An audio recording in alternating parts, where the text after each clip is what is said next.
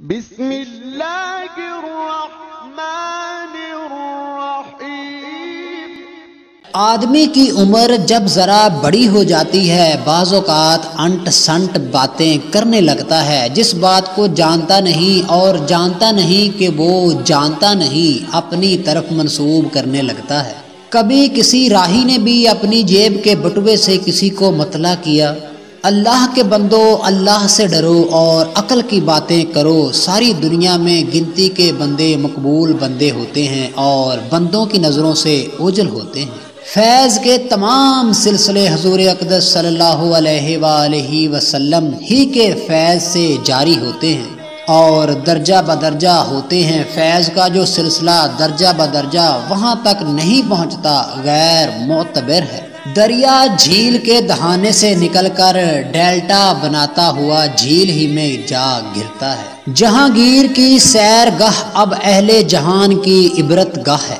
ایک آدمی کے نفس کی تفریح کے لیے لاکھوں آدمی شب و روز محو کار رہے، اگر اتنا کام اور اتنی محنت دین کے لیے ہوتی، دین اسے کبھی فراموش نہ کرتا، ہمیشہ زندہ رکھتا۔ شہزادوں کی رہائش گاہیں اور سیر گاہیں اب عبرت گاہیں ہیں۔ یہ سوچ کہ اگر اتنا مال اور اتنا اسباب دین کے کاموں میں خرچ کیا جاتا تو قیامت تک قائم اور جاری رہتا۔ اللہ کے دین اسلام کو بلند کرنے کے لیے اگر اتنی کوشش کی جاتی تو کبھی رائے گاں نہ جاتی، رنگ لاتی اور ضرور لاتی۔ حضرت بابا صاحب رضی اللہ تعالیٰ عنہ کے 75,000 خلفاء تھے، جن میں سے صرف 2 زندہ ہیں، نظام الدین اور علاؤ الدین۔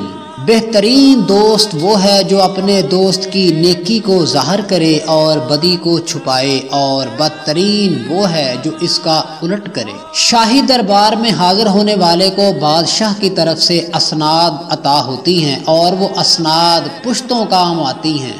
دنیا میں مشہور ہوتا ہے کہ فلاں شخص شاہی دربار میں حاضری کا شرف حاصل کر چکا ہے۔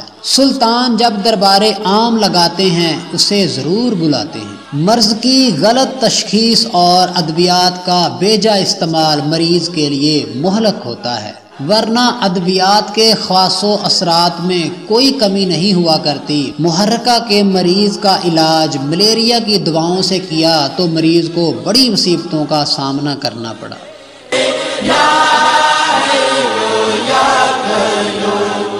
آج ذکر مصطفیٰ